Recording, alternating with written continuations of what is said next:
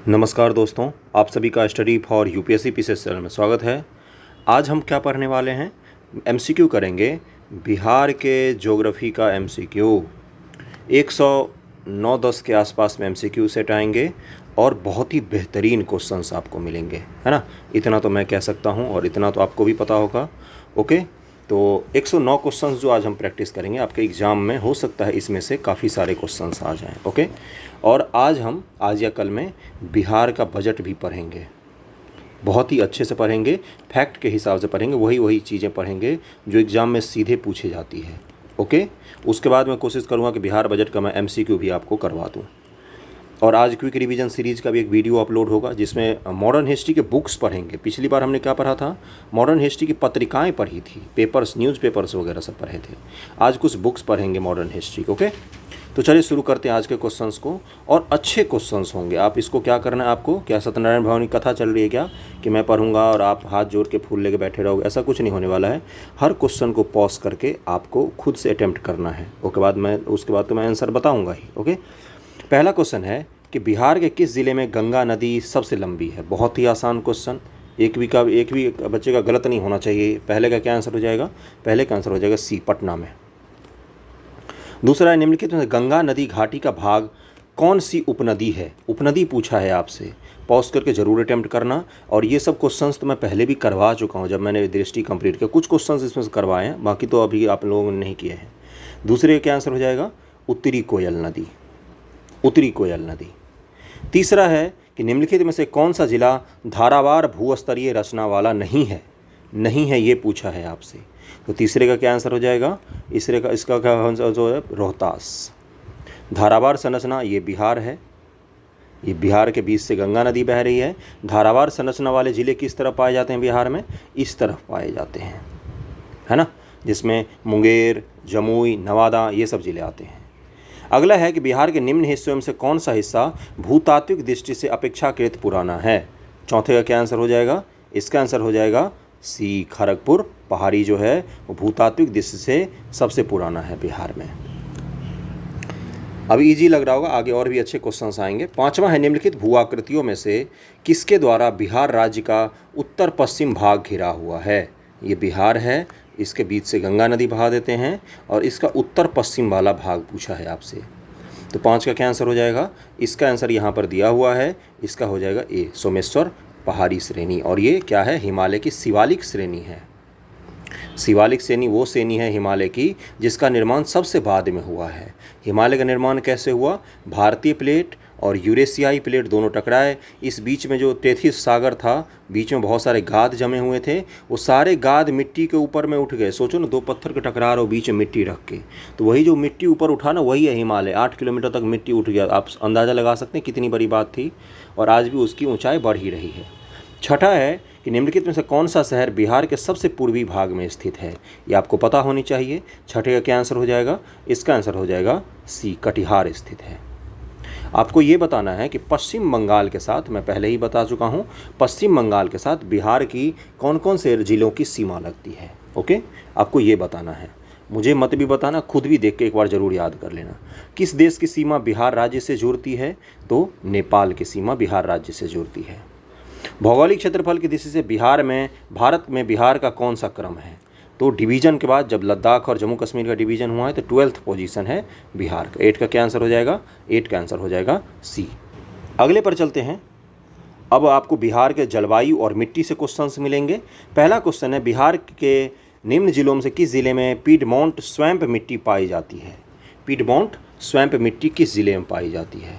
तो इसका आंसर क्या हो जाएगा? पीडमोंट स्वैम्प का मतलब क्या होता है? पहाड़ के ठीक नीचे की जो मिट्टी होती है, हल्की सी दलदली टाइप की। तो पहले का क्या आंसर हो जाएगा? इसका आंसर हो जाएगा सी, पश्चिमी चंपारण। दूसरा है कि निम्नलिखित में से कौन सा जिला सबसे अधिक घने पतझड़ वाले वन क्षेत्र से घिरा हुआ है?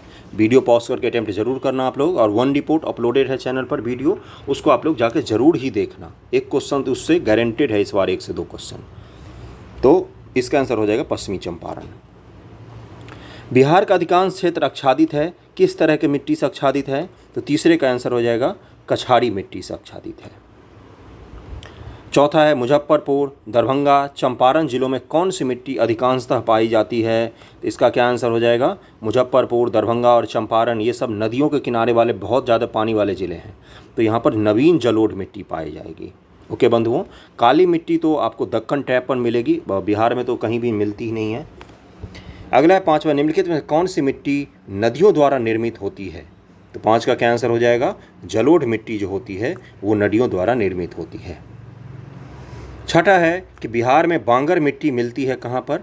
नवीन जलोढ़ जो होता है वो खादर कहलाता है, और जो पुराना जलोढ़ होता है वो क्या कहलाता है? वो बांगर कहलाता है। ओके, तो छठे का क्या आंसर हो जाएगा? इसका आंसर हो जाएगा पूर्णिया, सहरसा, दरभंगा और मुजफ्फरपुर के क्षेत्र में। 7 नंबर है कि बिहार में किस प्रकार की जलवायु पाई जाती है? तो 7 का आंसर सबको पता होगा, मानसूनी जलवायु पाई जाती है। कुछ कुछ क्वेश्चन ब्लर है लेकिन क्वेश्चंस अच्छे हैं, इसलिए आप लोग जरूर करना इसको और वीडियो रोक के करना। बिहार में मुख्यतः कितने प्रकार की ऋतुएं पाई जाती हैं? 8 का क्या आंसर हो जाएगा? बी, 3 प्रकार की ऋतुएं ही मुख्य तौर पर पाई जाती है। बिहार में सर्वाधिक वर्षा किस जिले में होती है? आपको पता होगा, और सबसे कम वर्षा किस जिले में होती है ये भी आपको बताना है। तो 9 का क्या आंसर हो जाएगा? 9 का हो जाएगा डी, किशनगंज में सबसे ज़्यादा वर्षा होती है और औरंगाबाद यहाँ पर सबसे कम वर्षा होती है। बिहार का सबसे गर्म जिला कौन सा है? तो बिहार का सबसे गर्म और सबसे ठंडा जिला एक ही रहता है, वो है गया। 10 का आंसर सी हो जाएगा। कोपेन के जलवायु वर्गीकरण के आधार पर बिहार का उत्तरी भाग किस वर्ग के अंतर्गत आता है? तो 11 का क्या आंसर हो जाएगा? CWG वर्ग के तहत आता है, और AW के तहत बिहार का दक्षिणी भाग आता है। अगला है बिहार की जलवायु पर किन कारकों का प्रभाव पड़ता है? तो 12 का क्या आंसर हो जाएगा? इसका आंसर हो जाएगा हिमालय की अवस्थिति, कर्क रेखा से दूरी, बंगाल की खाड़ी से इसकी निकटता। इन तीनों का प्रभाव पड़ता है बिहार की जलवायु पर। उपरोक्त सभी कारण हो जाएगा, या ई ऑप्शन रहेगा तो ई ऑप्शन मार के आना। अगर हिमालय नहीं होता तो बिहार में बर्फ़ ही बर्फ़ होते। अगला है गंगा के उत्तरी मैदान में मुख्यतः कौन सी मृदा पाई जाती है? तो आप गंगा के उत्तरी मैदान के उत्तर बिहार की बात कर रहा है, तो 13 का क्या आंसर हो जाएगा? 13 का आंसर हो जाएगा जलोढ़ मृदा पाई जाती है। 14 नंबर है कि बिहार में लाल व पीली मृदा का क्षेत्र कौन सा है?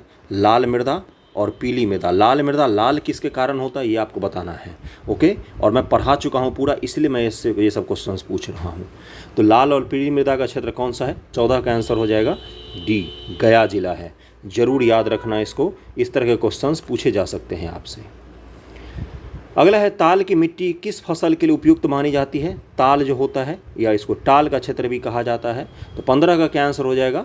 15 का हो जाएगा रब्बी की फसल के लिए बहुत ही उपयुक्त मानी जाती है ताल की मिट्टी। खादर या नवीन जलोढ़ मृदा का सर्वाधिक विस्तार कहाँ पर है? सर्वाधिक विस्तार पूछा है आपसे, तो वहीं पर होगा जहाँ बहुत सारी पानी आती होंगी, बहुत सारा बाढ़ वगैरह आता होगा। तो 16 का क्या आंसर हो जाएगा? सहरसा और पूर्णिया, कोसी बेल्ट का इलाका है ये, इसका आंसर डी हो जाएगा। 17 नंबर क्वेश्चन है मिट्टी चैप्टर का आखिरी क्वेश्चन। बिहार में मानसून का आगमन होता है, कब होता है? तो 17 का क्या आंसर हो जाएगा? मध्य जून में होता है। इस बार तो मध्य जुलाई भी बीत गया। अगले पर चलते हैं। अब अपवाह तंत्र से हम लोग क्वेश्चंस करेंगे, अच्छे क्वेश्चंस मिलेंगे आपको, और आपको वीडियो पॉज करके इसको जरूर करना। ओके, पहला है कि बिहार के निम्न प्रशासनिक विभागीय जोरों में से किस जोड़े से गंगा नदी नहीं बहती है? प्रशासनिक जोड़ा दिया हुआ, देखो ये पॉलिटी और ज्योग्राफी मिला के बीपीएससी ने क्वेश्चन पूछा है। मुझे डर है कि अगर इस तरह का क्वेश्चन पूछेगा तो आप लोगों को बहुत सारी दिक्कतें आएंगी, क्योंकि ये बिहार बीपीएससी में लोग करते क्या हैं, मैक्सिमम लोग वन लाइनर पढ़ के चले जाते हैं, एग्जाम दे के आ जाते हैं। ऐसे नहीं होता, बीपीएससी पैटर्न ने बदला है बीपीएससी ने। अगर इस तरह क्वेश्चन वो लगातार और भी ज़्यादा बढ़ा देगा तो दिक्कत आ सकती है आपको, इसलिए इस तरह क्वेश्चन ढंग से करना। बिहार में निम्न प्रशासनिक विभागीय जोरों में से किस जोरों से गंगा नदी नहीं बहती है, ये पूछा है आपसे। तो पहले का क्या आंसर हो जाएगा? इसका आंसर हो जाएगा डी, कोसी और मगध का जो इलाका है उससे गंगा नदी नहीं बहती है। अगले पर चलते हैं। जनजातीय और जिलों के निम्न जोड़ों में से कौन सा जोड़ा सही नहीं है, ये पूछा है आपसे। तो संथाल, बांका, संथाली ट्राइब से ही हैं अभी जो राष्ट्रपति बनी है द्रौपदी मुर्मू जी। मुंडा, जमुई, उराव, सुपौल और खारवार, भागलपुर, तो कौन सा सही नहीं है? तो दूसरे का आंसर हो जाएगा बी, मुंडा और जमुई, ये सही नहीं है यहाँ पर। तीसरा, बिहार में प्रवाहित होने वाली निम्न नदियों में से उत्तर की ओर प्रवाहित होने वाली कौन सी नदी है? मतलब दक्षिण से उत्तर की तरफ जा रही है वो नदी, ये पूछा है आपसे। तो बागमती ऊपर से नीचे आती है, कमला भी, कोसी भी, गंडक भी, तो इसका आंसर क्या हो जाएगा? इसका आंसर ई हो जाएगा। निम्नलिखित में कौन सी नदी फतुहा के पास गंगा में मिलती है? ये सबको पता होगा, वीडियो पॉज करके जरूर करना। इसका आंसर क्या हो जाएगा? पुनपुन। त्रिवेणी नहर किस नदी पर निर्मित है? हमने पूरा डिटेल पढ़ा है अपवाह तंत्र में, इसीलिए मैं आपसे पूछ रहा हूँ किस नदी पर है। तो 5 का क्या आंसर हो जाएगा? सी, गंडक नदी पर। छठा है कि निम्नलिखित नहर प्रणालियों में से किससे बिहार के क्षेत्र में सिंचाई होती है? तो बिहार के क्षेत्र में किससे सिंचाई होती है ये पूछा है आपसे। छठा का क्या आंसर हो जाएगा? त्रिवेणी नहर से। ऊपरी गंगा नहर यूपी वगैरह सब में है। सातवां, निम्नलिखित झीलों में से कौन सी बिहार में स्थित है? अनुपम झील, सांभर झील, सुखना झील, कामा झील। 7 का क्या आंसर हो जाएगा? अनुपम झील बिहार में स्थित है। अनुपम झील कहाँ पर है? तो इसका आंसर क्या हो जाएगा? अनुपम झील एक तो है बिहार में। अब बिहार में भी कहाँ पर है ये? तो ये बिहार के जमुई में है ना। अनुपम झील कहाँ पर है आप लोगों को पता होगा क्या? मैं सही बता रहा हूँ ना? अनुपम झील कहाँ है? कैमूर में है ये। मैंने भी करेक्ट किया, मैं भी भूल जाता हूँ ना कभी कभी। कैमूर में है। और सांभर राजस्थान में। सुखना कहाँ है? ये चंडीगढ़ में है ना। और कामा झील आई थिंक भारत के बाहर है कहीं, देखना रूस के साइड में है क्या। इसको एक बार चेक जरूर कर लेना। अनुपम झील तो बता दिया मैंने, कैमूर में है। अगले क्वेश्चन पर चलते हैं। बिहार और यूपी के राज्यों की संयुक्त सिंचाई परियोजना कौन सी है? 8 का क्या आंसर हो जाएगा? 8 का आंसर हो जाएगा डी, गंडक परियोजना। 9 नंबर है कि बिहार में सिंचाई के संबंध निम्नलिखित में कौन सा कथन सही नहीं है? बिहार के रोपित कुल क्षेत्रफल का लगभग 46% सिंचित है। बिहार के कुल सिंचित क्षेत्रफल का लगभग 30% नहरों द्वारा, 39% नलकूपों द्वारा सिंचाई होती है। तो 9 का आंसर बी ही हो जाएगा, बी गलत दिया हुआ है। ओके, नहरों द्वारा जो है ये 27% के आसपास ही सिंचित क्षेत्र है बिहार में। अगले क्वेश्चन पर चलते हैं। निम्नलिखित कौन समूह की नदियां बिहार और उत्तर प्रदेश के बीच सीमा रेखा बनाती है? तो 10 का क्या आंसर हो जाएगा? इसका आंसर सबको पता होना चाहिए, बताओ कौन कौन सी हो जाएगी? उत्तरी कर्मनासा, गंडक और घाघरा, यही होना चाहिए ना 10 का। 10 का क्या आंसर हो जाएगा? 10 का आंसर हो जाएगा सी। ओके, 11 नंबर क्वेश्चन पर चलते हैं। बिहार निम्नलिखित में कौन से समूह की नदियां गंगा अथवा उसकी सहायक नदियों में उत्तर की ओर से आकर मिलती हैं? उत्तर की ओर से आकर मिलती हैं। तो देखो, घाघरा, कोसी, पुनपुन, कोसी, महानंदा, कर्मनासा, गंडक, कमला, बागमती। तो 11 का भी क्या हो जाएगा? सी आंसर हो जाएगा। त्रिवेणी नहर में किस नदी से पानी आता है? तो 12 का आंसर हो जाएगा सी, गंडक नदी से पानी आता है। सारण सिंचाई नहर निकलती है, कहाँ से निकाली गई है? 13 का क्या आंसर हो जाएगा? इसका आंसर हो जाएगा डी, गंडक नदी से। निम्नलिखित नदियों में से कौन बिहार में गंगा में मिलती है? गंडक, सोन, पुनपुन, घाघरा। तो 14 का आंसर हो जाएगा ये चारों ही गंगा नदी में आके मिलती है। ओके, अब अगला कौन सा चैप्टर होगा? अगला है हमारा चैप्टर कृषि और पशुपालन, और उससे जुड़े हुए हम लोग क्वेश्चंस प्रैक्टिस करेंगे। पहला क्वेश्चन है कि भारत सरकार ने 2 जनवरी 2020 को बिहार राज्य को कृषि कर्मण पुरस्कार प्रदान किया। यह पुरस्कार दिया गया था किस काम के लिए हमें बिहार को दिया गया है? ये पूछा है। मक्का और गेहूं के उत्पादन और उत्पादकता के लिए, खाद्यान्नों के उत्पादन के लिए, चावल के उत्पादन के लिए, तिलहनों के उत्पादन के लिए, उपयुक्त में से कोई नहीं। तो पहले का आंसर हो जाएगा मक्का और गेहूं की उत्पादकता के लिए हमें दिया गया है कृषि कर्मण पुरस्कार। दूसरा है कि भारत में न्यूनतम समर्थन मूल्य का निर्धारण कौन करता है? तो दूसरे का आंसर सबको पता होना चाहिए, कृषि लागत और मूल्य आयोग जो है वही करता है इसकी निर्धारण, सब्सिडी की और एमएसपी की। अगला है कि बिहार में कृषि कुंभ मेला 2019 कहाँ पर आयोजित हुआ था? उस समय आयोजित किया था। तो तीसरे का आंसर हो जाएगा बी, मोतिहारी में हुआ था।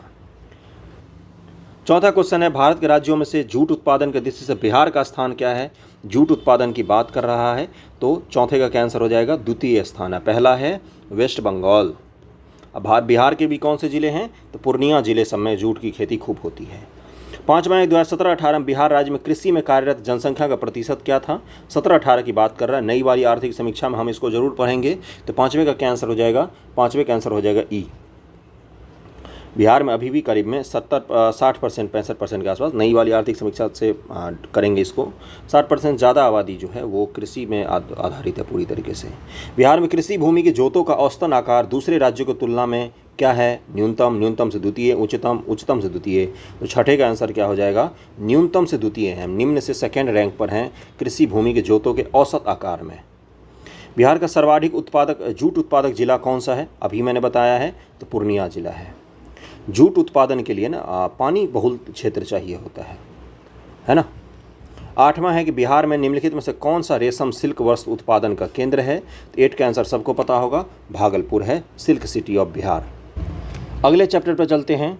अब आपको वन्य जीव और उससे जुड़े हुए जो क्वेश्चंस हैं उसको करने होंगे। बिहार में जो नेशनल पार्क वगैरह हैं, जो वाइल्ड लाइफ सेंचुरी है, उससे जुड़े हुए क्वेश्चंस आपको करने हैं।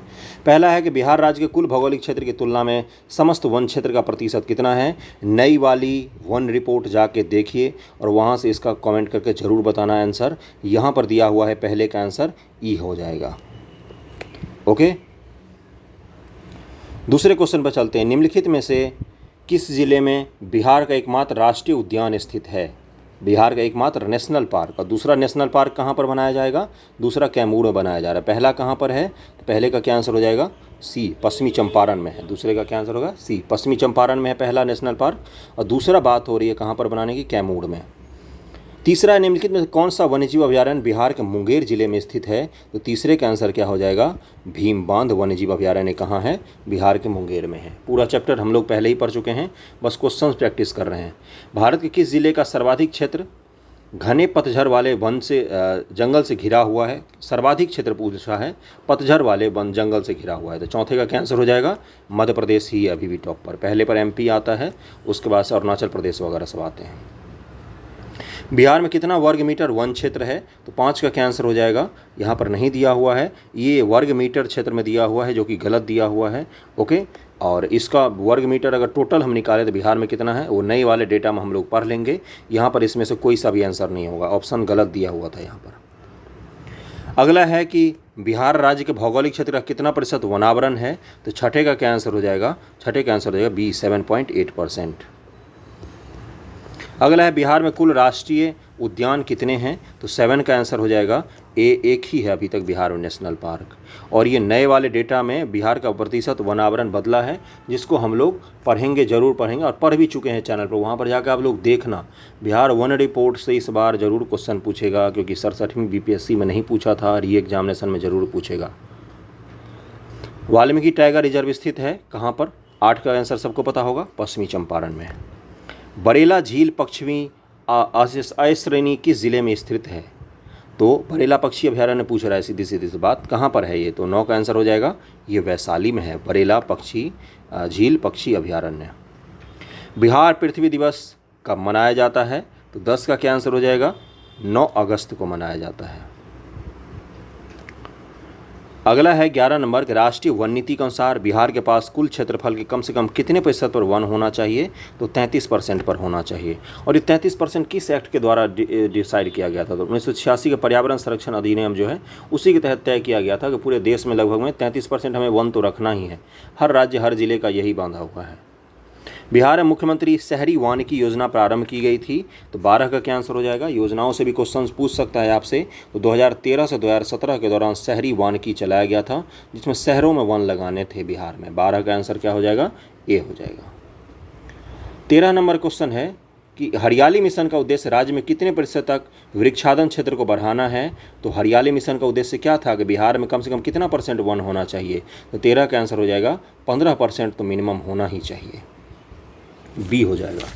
14 नंबर है कि ग्रीन इंडिया मिशन के अंतर्गत बिहार के चयनी क्षेत्रों में शामिल है। ग्रीन इंडिया मिशन के तहत कौन से क्षेत्र को बिहार में शामिल किया गया है, तो 14 का क्या आंसर हो जाएगा, इसका आंसर हो जाएगा डी, इन तीनों का ही, अघौरा कैमूर, धरहरा मुंगेर और इमामगंज गया जो है, इसको ग्रीन इंडिया मिशन के तहत शामिल किया गया है। 15 है कि बिहार सरकार ने सोसाइटी रजिस्ट्रेशन एक्ट के अंतर्गत कितने वन और वानिकी विकास अभिकरणों का गठन किया है, तो 15 का क्या आंसर हो जाएगा बंधुओं, इसका हो जाएगा 10 वानिकी अभिकरणों का गठन किया गया है बिहार में। जरूर याद रखना इस डेटा को। कांवर झील पक्षी अभयारण्य किस पक्षी के लिए प्रसिद्ध है, तो 16 का क्या आंसर हो जाएगा, 16 का आंसर हो जाएगा सी, साइबेरियन क्रेन के लिए प्रसिद्ध है। 17 नंबर है कि गौतम बुद्ध पक्षी अभयारण्य किस जिले में स्थित है, तो 17 का आंसर हो जाएगा ए, गया जिले में स्थित है। 18 पटना में स्थित संजय गांधी जैविक उद्यान पटना जू जो है, आप लोग गए हुए घूमने, मैं नहीं गया हूँ, की स्थापना कब हुई है, तो 18 का आंसर हो जाएगा बी, 1969 में संजय गांधी जैविक उद्यान की स्थापना हुई है। और यहाँ पर संजय गांधी जैविक उद्यान जो पटना जू है, यहाँ पर गेंडा प्रजनन केंद्र भी बनाया जा रहा है, गेंडा का प्रजनन केंद्र, जरूर याद रखना। 19 है कि बिहार का एकमात्र राष्ट्रीय उद्यान कौन सा है, बार बार एक ही क्वेश्चन पूछ रहा है, तो वाल्मीकि राष्ट्रीय उद्यान कहाँ पर है ये, तो पश्चिमी चंपारण जिले में है। अब हम लोग बिहार के खनिज संसाधन वगैरह से क्वेश्चंस प्रैक्टिस करेंगे और इससे भी हम लोग कुछ क्वेश्चंस को देखेंगे। पहला क्वेश्चन है कि खनिज और जिलों के निम्न जोड़े में से कौन सा जोड़ा सही नहीं है। खनिज संसाधन हम पूरा कंप्लीट पढ़ चुके हैं, आपको बस रिवाइज करना है। ये रिवीजन के लिए ही मैंने ये सीरीज़ लाया ताकि पता तो चले आपको कहाँ कहाँ पर आपको पढ़ना है कौन सी चीज़। ओके, तो पहला है कि कौन सा जोड़ा सही है। Limestone Kaimur, mica Bhagalpur, quartzite Madhubani, lead और जिंक गया। तो लाइमस्टोन चूना पत्थर जो है, चूना पत्थर किसका कच्चा पदार्थ होता है, किस फैक्ट्री के, किस उद्योग के लिए, सीमेंट के लिए। और वो सबसे ज़्यादा कहाँ पर लगे हुए हैं, रोहतास और कैमूर के क्षेत्र में। तो चूना पत्थर सबसे ज़्यादा कहाँ पर पाया जाता है, तो कैमूर के क्षेत्र में ही पाया जाता है बिहार में। और इसके लिए इसका ए ही आंसर सही है, ए ऑप्शन सही है। पहले का आंसर क्या हो जाएगा, ए। उद्योग और स्थान के निम्न जोड़ों से कौन सा जोड़ा सही नहीं है, ये बताना है आपको। ऑयल रिफाइनरी बरौनी बिल्कुल सही है, और सीमेंट बंजारी ये भी सही है, फर्टिलाइज़र भौराही ये भी सही है, रेल डिब्बा और अभियांत्रिकी भागलपुर। दूसरे का आंसर क्या हो जाएगा, डी गलत है। कैमूर पठार किसके लिए प्रसिद्ध है, तो तीसरे का आंसर क्या हो जाएगा, चूना पत्थर के लिए प्रसिद्ध है। अभी बोला मैंने लाइमस्टोन की बात कर रहा है। अगला है बिहार में कोयले का अनुमानित भंडार कितना है, तो चौथे का आंसर क्या हो जाएगा, डी 16 करोड़ टन। 1 जनवरी 2003 को बिहार में कोयले का अनुमानित भंडार मिलियन टन में कितने थे, तो 5 का आंसर हो जाएगा सी 160 मिलियन टन। ओके, जरूर याद रखना, इसको बार बार पूछता है ये। छठा है कि बिहार में इसको मैच करना है, सूची 1 को सूची 2 से आपको मैच करना है। ओके, तो यहाँ पर क्या हो जाएगा, अबरख, अबरख कहाँ पर, तो गया चले जाओ। उसके बाद से स्वर्ण, तो मुंगेर। डोलामाइट कहाँ पर मिलता है, तो रोहतास। पेट्रोलियम कहाँ पर मिलता है, तो किशनगंज।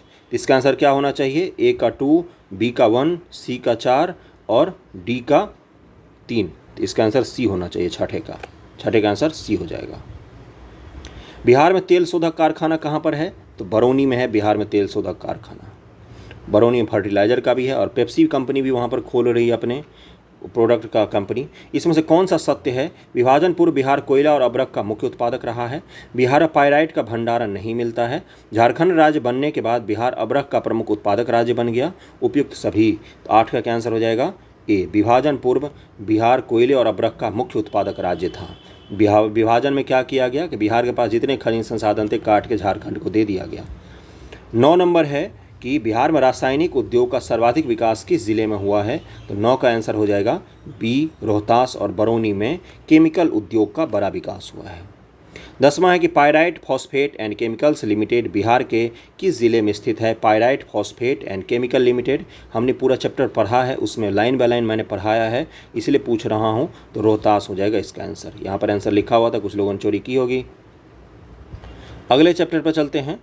और अब क्या है, अब यह है कि बिहार का जो आर्थिक नियोजन और औद्योगिकरण है उससे जुड़े हुए क्वेश्चंस पढ़ने हैं आपको और प्रैक्टिस करने हैं। पहला है, निम्नलिखित में से भारत का कौन सा औद्योगिक या आर्थिक गलियारा जापान के सहयोग से विकसित किया जा रहा है। तो पहले का क्या आंसर हो जाएगा, इसका आंसर हो जाएगा सी, दिल्ली मुंबई। देखो ये भारत है, जापान इधर है, ये दिल्ली है, यहाँ मुंबई है और यहाँ कलकत्ता है। दिल्ली मुंबई कॉरिडोर, ये जापान पूरब में है तो पश्चिम वाला कॉरिडोर विकसित कर रहा है। ओके, और दिल्ली कलकत्ता कॉरिडोर कौन विकसित कर रहा है, तो वर्ल्ड बैंक विकसित कर रहा है Delhi Calcutta corridor. World bank की मदद से दिल्ली कोलकाता औद्योगिक गलियारा विकसित किया जाएगा और दिल्ली मुंबई औद्योगिक गलियारा जापान के सहयोग से विकसित किया जाएगा। दूसरा है, छठी पंचवर्षीय योजना के दौरान निम्नलिखित में से कौन सा कार्यक्रम शुरू किया गया था। तो दूसरे का हो जाएगा इंटीग्रेटेड रूरल डेवलपमेंट प्रोग्राम को छठी पंचवर्षीय योजना के दौरान शुरू किया गया था। नाबार्ड की भी स्थापना छठी पंचवर्षीय योजना के दौरान ही हुई है। अब आपको ये बताना है कि छठी पंचवर्षीय योजना का कार्यकाल कब से कब तक था, सब कुछ तो बता दिया मैंने। अगला है कि मधेपुरा लोकोमोटिव फैक्ट्री में निर्मित भारत की सबसे शक्तिशाली विद्युत रेल इंजन समर्थ है, उसका पावर पूछा है कितना है। हॉर्स पावर में हम लोग हमेशा निकालते हैं बड़े बड़े इंजन का, तो तीसरे का क्या आंसर हो जाएगा, 12,000 हॉर्स पावर की शक्ति है उस एक इंजन में। समझ रहे हो ना। 14 नंबर है कि 4 नंबर है कि 16 मार्च 2018 को उप मुख्यमंत्री सुशील कुमार मोदी जी, उस समय थे ये उप मुख्यमंत्री, आज तो पता नहीं कहाँ हैं, बिहार के किस नगर में राज्य के प्रथम स्टार्टअप हब का उद्घाटन किया था उन्होंने। आज भी ये क्वेश्चन रिलेवेंट है, पूछ सकता है आपसे स्टार्टअप हब के बारे में। तो चौथे का क्या आंसर हो जाएगा, सी, पटना में शुरू किया था। 5वां है कि निम्नलिखित में से कौन रेशम सिल्क वस्त्र उत्पादन केंद्र है, तो 5वें का सी हो जाएगा, भागलपुर है अपना। 6ठा है निम्नलिखित राज्य स्थानों में से भारत वैगन इंजीनियरिंग कारखाना कहाँ पर स्थित है, तो 6ठे का क्या आंसर हो जाएगा, डी, मोकामा में स्थित है। भारत वैगन और इंजीनियरिंग कंपनी लिमिटेड जो है वो मोकामा में है। बिहार में डालमिया नगर किसके लिए प्रसिद्ध है, तो 7 का क्या आंसर हो जाएगा, 7 का बी हो जाएगा, सीमेंट के लिए, और ये रोहतास में है ना डालमिया नगर। 8 है कि बिहार में उद्योगों का कमिश्नर का दफ्तर कहाँ पर है, उद्योग का जो कमिश्नर बैठता है उसकी बात कर रहा है, इसका आंसर हो जाएगा पटना में बैठते हैं ये।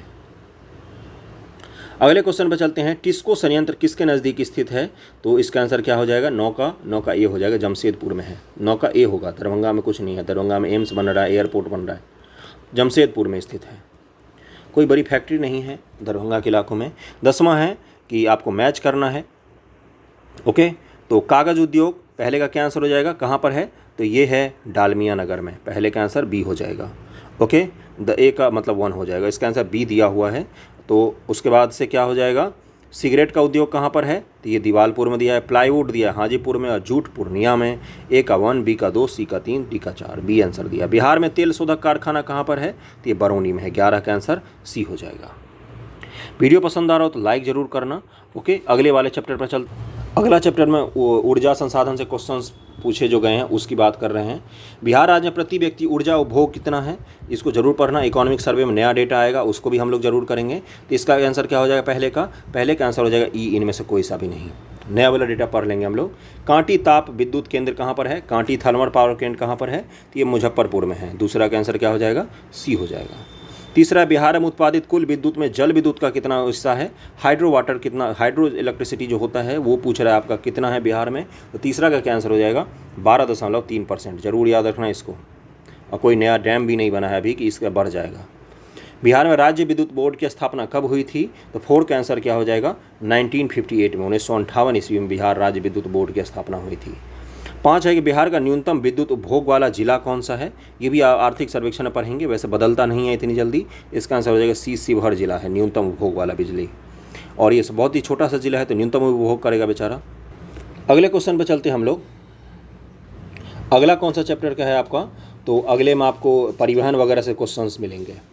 पहला क्वेश्चन है कि बिहार में प्रति 1 लाख जनसंख्या पर सड़क की लंबाई कितनी है, न्यूनतम से द्वितीय, उच्चतम से द्वितीय। तो पहले का क्या आंसर हो जाएगा, न्यूनतम से द्वितीय यहाँ पर दिया हुआ है, हालांकि ये बदल गया है, इसको प्रति व्यक्ति में बदला है, ये प्रति व्यक्ति में बदला है, इसको हम करंट वाले डेटा से करेंगे। पहला का आंसर बी दिया हुआ है यहाँ पर, ये बदला है, इसको मत याद रखना, इसको हम करंट के क्वेश्चन में करेंगे।